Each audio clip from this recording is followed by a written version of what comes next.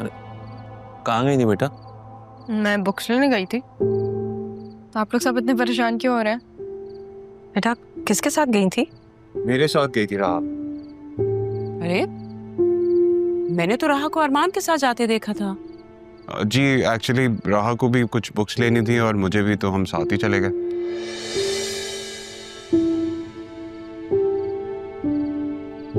क्यों मामी, आपने मेरे खिलाफ एफआईआर तो नहीं कटवा दी?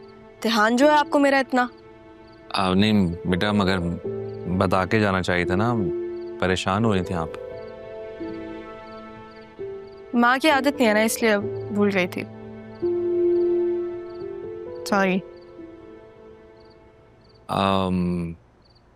जरियून, वसीम भाई आए नहीं, फिर उन्होंने कहा था खाना हमारे साथ खाएंगे, फिर चक्कर ही नहीं लगाया।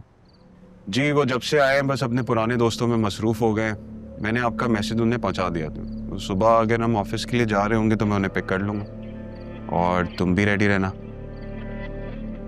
ठीक है, मैं रेडी रहूंगी। मैं कमरे में जा रही हूँ। अल्लाह हाफ़िज़। बहुत दिन बाद मुस्कुराई है। अधीर, तुम इससे कहो ना कि मुझसे बात तो करे। अभी मैं ये कोशिश तो आपको खुद ही करनी होगी। आप एक काम करें ना, कल से ये ऑफिस जा रही है तो इसके लिए कोई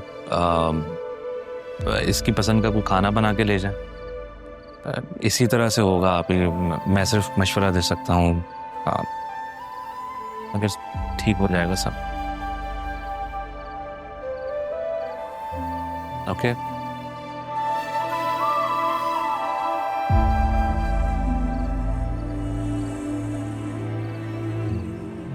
ऑफिस तो मुझे जाना होगा। कबीर को अपनी बेटी से दूर रखने के लिए मुझे जाना ही होगा।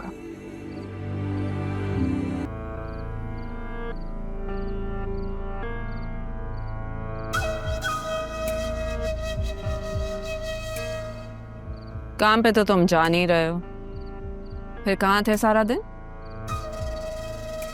नौकरी तो नहीं छोड़ दी?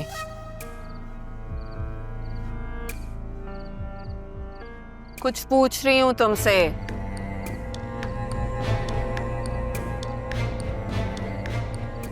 कबीर, तुम ठीक तो हो ना? कोई परेशानी है? नहीं, कोई परेशानी नहीं है। सारी जिंदगी गुजर गई लेकिन तुमने ढंग से झूठ बोलना नहीं सीखा, और ना ही सच। कभी कभी मैं सोचती हूँ हमारी शादी हुई क्यों थी? शायद एक दूसरे की नफरत सहने के लिए। वैसे तो तुम पहले भी हमेशा मुझसे लापरवाह थे, लेकिन आजकल तुम कुछ ज्यादा ही गुमसुम हो। अब तो खाला भी नहीं रही जो तुम्हें मेरे खिलाफ भड़काती रहती थी। सारा इल्जाम मेरी माँ पर डालकर खुद को बेकसूर ना समझो। तुमने जो गलती की है ना, किस्मत तुम्हें कभी माफ नहीं कर सकती।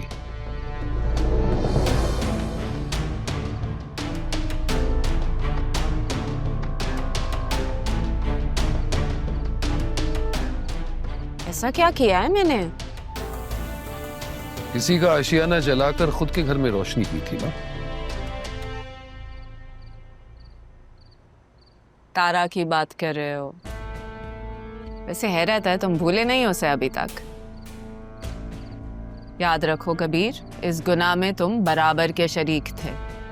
हाँ, इसी की सजा काट रहा हूं, और वो सामने आकर भी शायद मेरा चेहरा नहीं देखना चाहेगी। सामने आकर? तुम मिले उससे?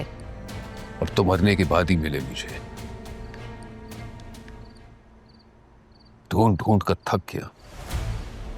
मिल जाएगी तो मना लोगे? नहीं, वो नहीं मानते, लेकिन कम से कम माफी तो मांग सकता। कितने बेचैन हो रहे हो ना तुम मुझसे माफी मांगने के लिए। और मैं, जिसने सारी जिंदगी तुम्हारे रवैये को बर्दाश्त किया, उसका क्या? उसकी जिम्मेदार तो तुम खुद हो। ठीक है, एक दिन इकट्ठे ही माफिया मांगोगे तुम।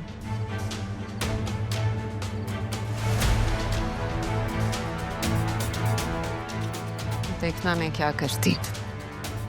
कब और कैसे तुम्हें मजबूर करूं।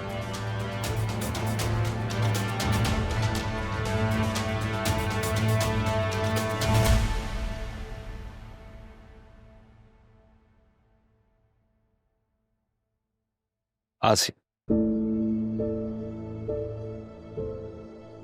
क्या बात की है तुमने आप ही से? मैं शर्म आनी चाहिए। क्यों? मुझे क्यों शर्मानी चाहिए? मुझे इज्जत से इस घर में ब्याह के लाया गया है, रिश्ता लेकर गए थे आप लोग, मैं क्यों शर्म करूं? नहीं, मैं समझ रहा हूं तुम्हारी बात, तुम क्या कहना चाह रही हो। एक बात याद रखना आसिया, कोई इंसान अगर कोई गलत फैसला लेता है ना तो उसे तब्दील भी कर सकता है, लेकिन मैं नहीं चाहता कि मेरी बेटी को कोई दुख पहुंचे।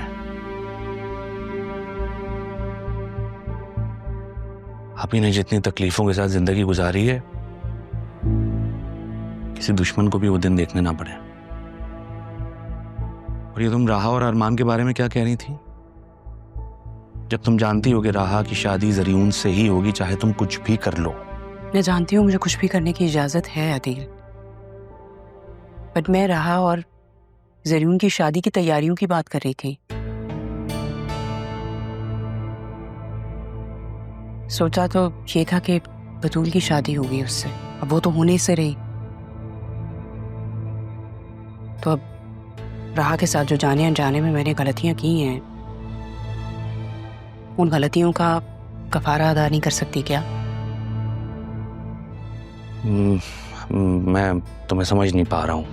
लेकिन मैं सबको समझ गई। तारा को तो मैं कुछ नहीं कह सकती, लेकिन राहा के साथ मेरा बिहेवियर बहुत बुरा था। तुमसे और राहा से मैं माफी मांग लूंगी, बतूल को भी समझाऊंगी, वो भी समझ जाएगी, आखिर वो भी तो उससे बहुत प्यार करती है। तुम अचानक, is everything alright? Yeah, everything is all right. जब राहा और जरीउन को साथ देखा तो अंदाजा हुआ कि मैं नहीं कर सकती अपनी बेटी के साथ ज्यादती। जो राहा का है वो राहा को ही मिलना चाहिए।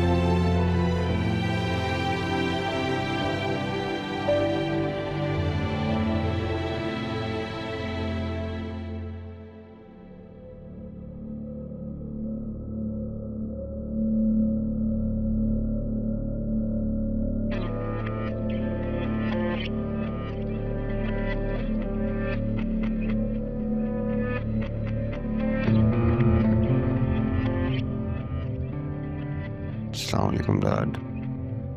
Good morning. मॉर्निंग। कैसे हो? मैं ठीक।